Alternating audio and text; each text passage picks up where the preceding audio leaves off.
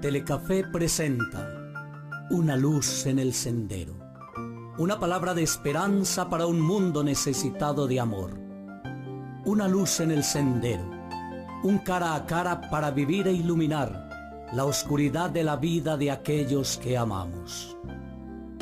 Permíteme orar contigo. Presenta y dirige el Padre Pacho. Muy buenas noches, bienvenidos a nuestro programa Una luz en el sendero. En esta primera parte compartiremos con un hombre que más de la mitad de su vida fue ateo, pero que de la mano de la Reina de la Paz, Medjugorje, inicia un camino de conversión.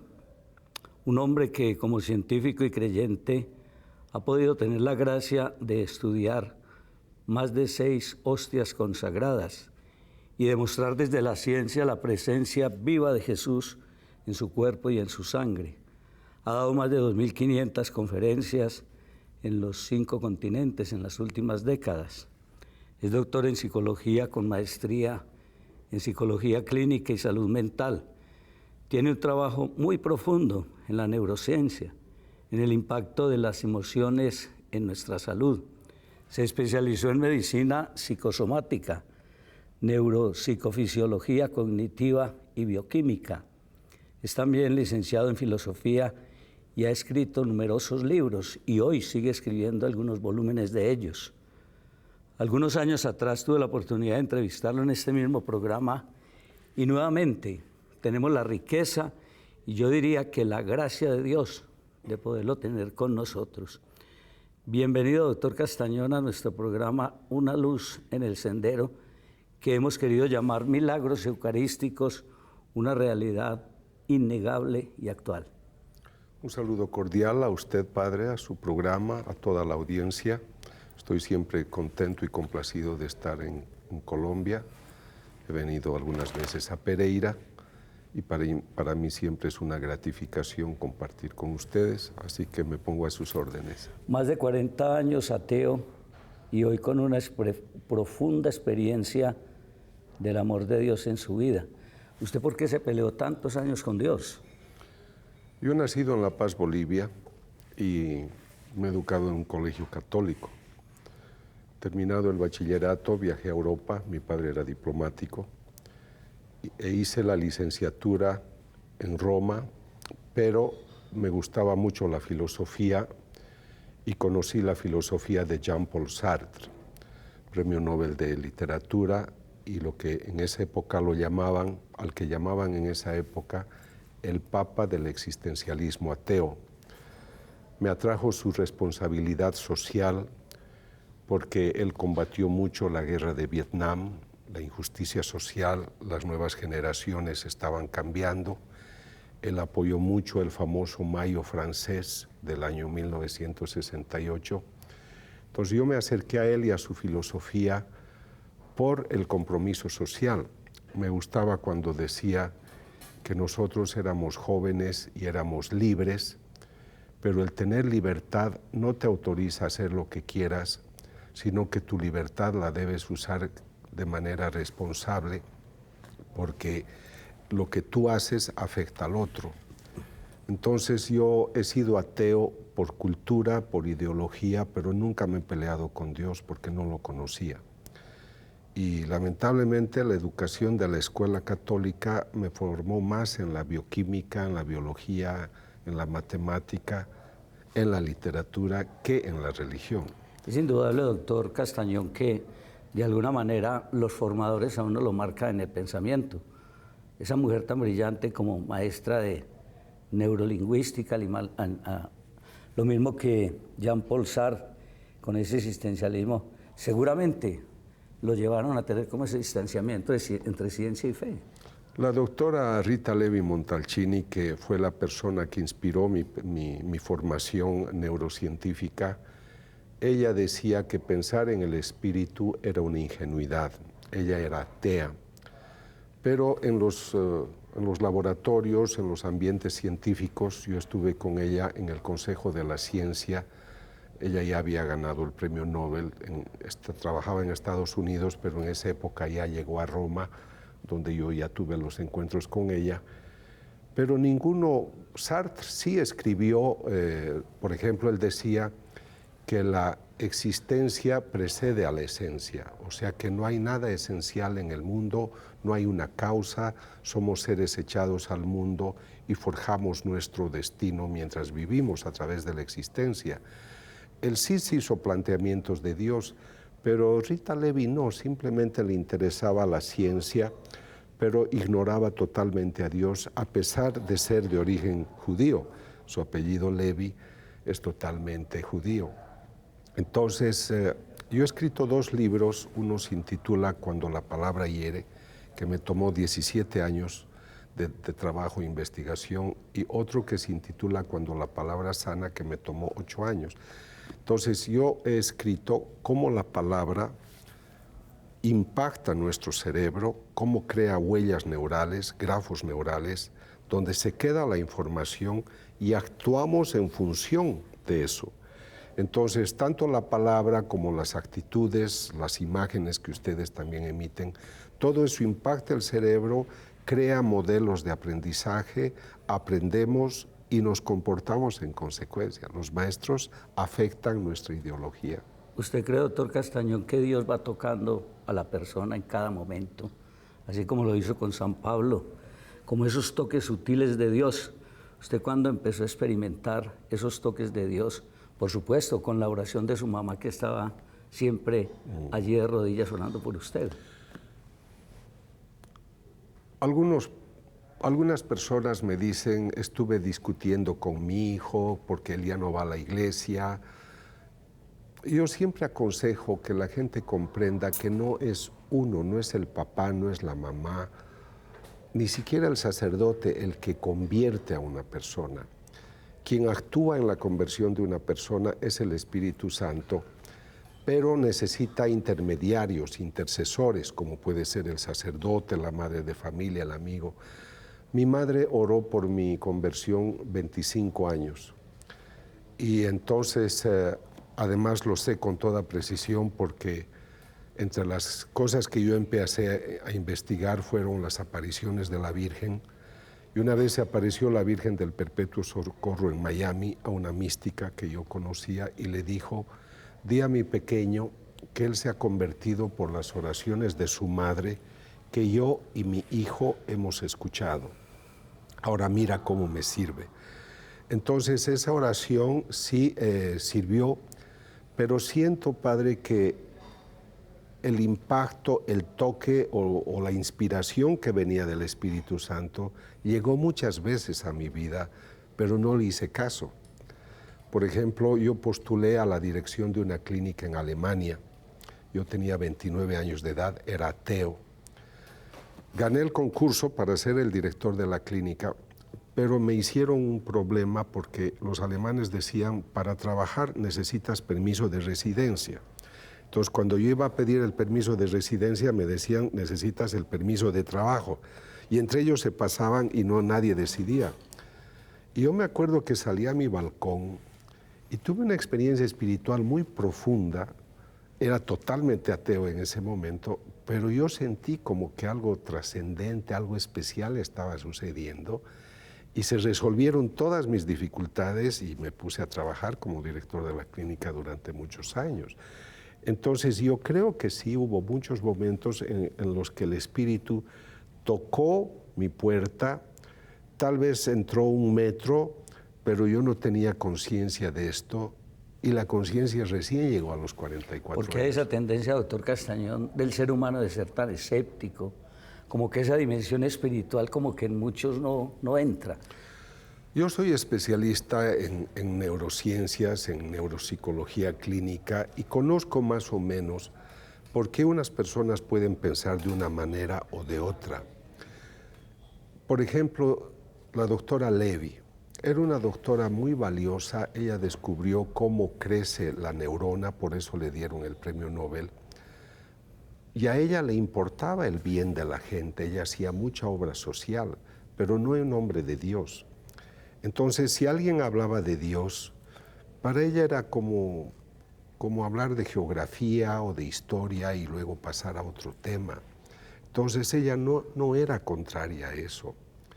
En cambio, hay otros ateos que son enemigos, como Richard Dawkins, por ejemplo, un biólogo de Oxford muy agresivo, o Sam Harris, personas que tienen la promesa de destruir todo pensamiento religioso porque creen que es nocivo.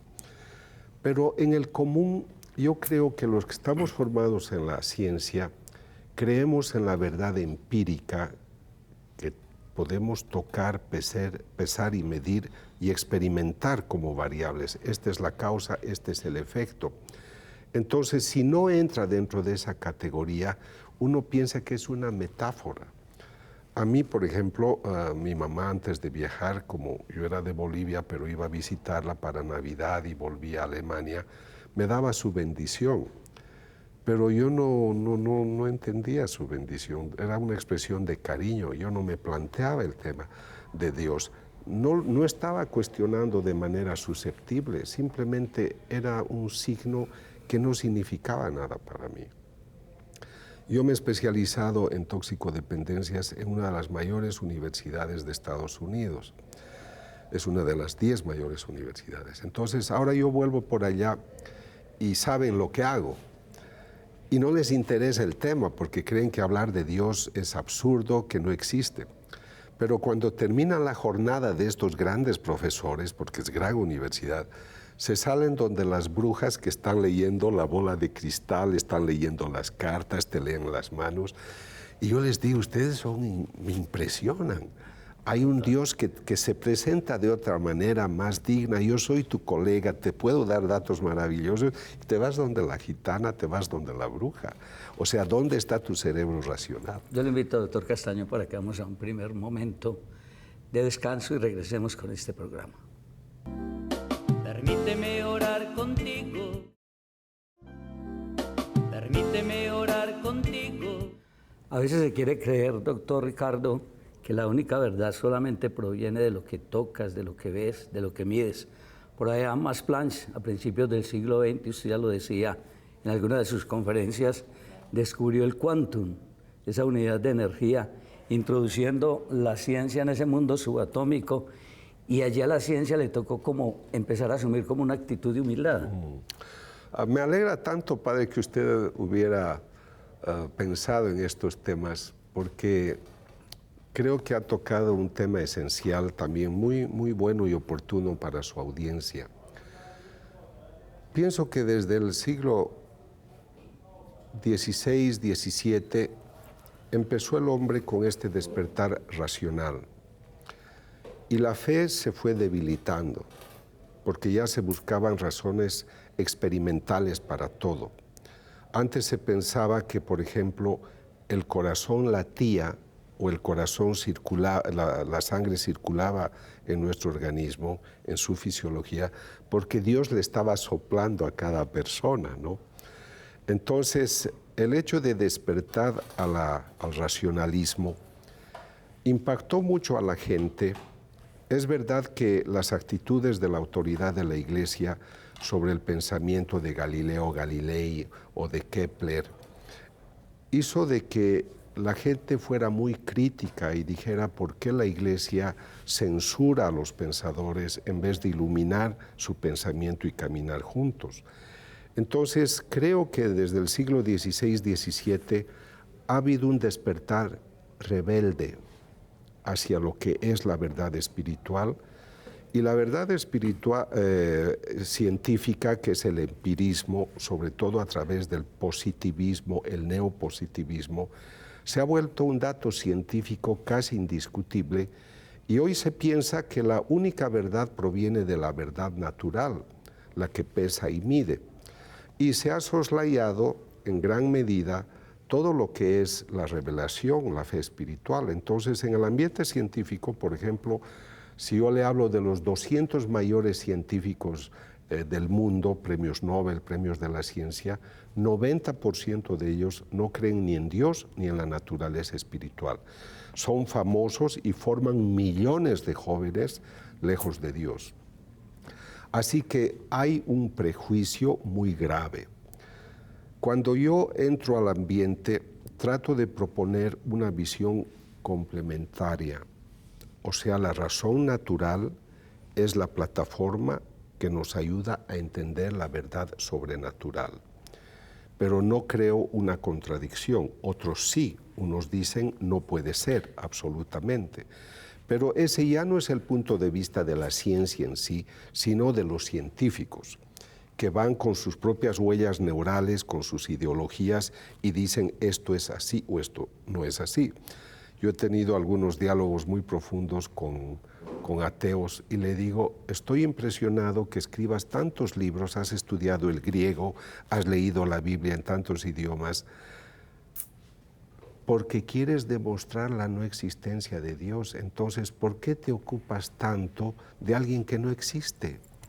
Algo tiene que estar fallando en tu experimentalismo, porque tú eres un hombre de ciencia, quieres peso y medida. Y mira tus libros sobre alguien que no puedes pesar y medir, porque con tu medida finita no puedes medir lo infinito. Podríamos decir, doctor, que hoy hay una especie de principio de incertidumbre donde no lo podemos saber todo. Eso de alguna manera no le da una empujadita a lo que es la naturaleza espiritual. Por eso yo creo que la revolución que inicia Max Planck en el año 1900 es muy valiosa, porque él empieza a estudiar todo lo que es la realidad subatómica, aquello que no se puede ver. Y que es muy distinta a la del universo. Claro que además ha roto los paradigmas. Antes todo era la física de Newton dentro de sus leyes y paradigmas, pero luego empiezan a ver que habían cosas totalmente contrarias.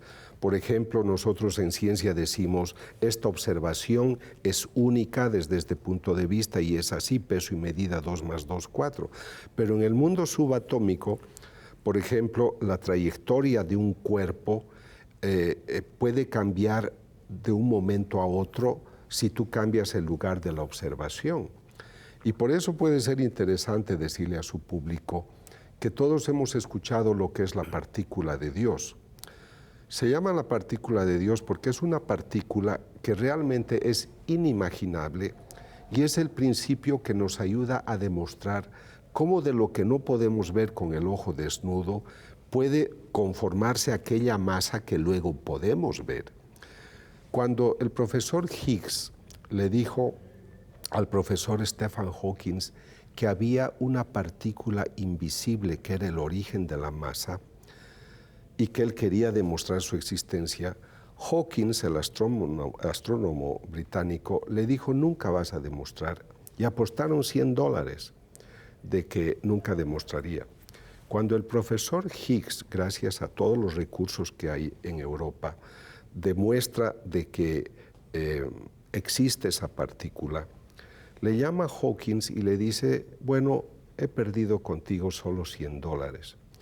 Pero yo escribí y publiqué, dije, no, Stephen Hawking no solo ha perdido sus $100, él ha perdido mucho de su prestigio, porque él ha dicho que en el espacio no hay lugar en el universo ni para Dios ni para milagros. Entonces, si tú te has equivocado en una cosa tan próxima a lo que tú haces, negando esa posibilidad, entonces, ¿por qué voy a creerte cuando tú dices que Dios no existe y que no hay lugar en el espacio, en el universo, para un milagro? Esto le muestra el relativismo en el pensamiento de tantos científicos. Entonces, la física cuántica, que es la que da espacio a todo lo que estamos hablando, se ha convertido en una referencia para mí de mucha ayuda, porque les puedo decir, existen los electrones que tú no puedes ver, pero, el bosón de Higgs, pero existen, se han hecho las explosiones con manipulaciones importantes para poder demostrar su existencia, pero no por el hecho de no ver, tú puedes decir que no exista. Ahí está la demostración. Y a través del milagro eucarístico yo también te puedo demostrar que esa esencia espiritual, el Espíritu Santo a través del sacerdote, trabaja y con una simple oración modifica el pan y el vino mostrando sangre y carne. O sea que la física cuántica me vino de gran ayuda para entender que hay un mundo invisible que sí puede mostrarnos realidades que a ojo no se pueden ver. Una última pregunta, doctor Castañón, antes de irnos ya al primer corte de nuestro programa. y es, usted que se mueve en un mundo tan racionalista, en un mundo tan científico, sus estudios tienen rigor científico, no pueden ser negados, y algunos incluso son escépticos, solo creen en esa naturaleza biológica. En 2 minuticos, ¿cómo poder llegarle a esas personas? Cuando yo hablo a estos señores, yo les digo, yo no te quiero convencer de nada, pero yo voy a poner sobre tu mesa los resultados de mis investigaciones. Tú eres médico, eres bioquímico, biólogo, analista de laboratorio, y aquí yo tengo un pan consagrado que los católicos decimos que es el cuerpo del Señor. El sacerdote lo ha consagrado, ha hecho una oración al Espíritu Santo, y aquí hay sangre, aquí hay hemoglobina, aquí hay ADN humano, aquí hay músculo del corazón. Y ustedes son especialistas de todo lo que es fisiología bioquímica. Explíquenme cómo puede ser que en este pan consagrado o en este vino yo tenga todo esto. Es ahí donde ellos sí se sienten muy conmovidos, otros prefieren no hablar del tema, pero yo siempre digo, el cerebro es como un paracaídas, solo sirve si se abre. Entonces, si la persona se abre, pues puede encontrar realidades muy hermosas y dar respuesta a tantas incógnitas. Yo lo quiero invitar, doctor Castaño, para que nuevamente nos acompañe en este segundo segmento que queremos tener en este programa que hemos querido llamar Milagros Eucarísticos. Muchas gracias por habernos acompañado en esta primera sección y espero que nos acompañe en la segunda sección. A ustedes agradecerles, invitarlos para mañana domingo, por este mismo canal a las 7 de la mañana a la Santa Misa. Una feliz noche para todos.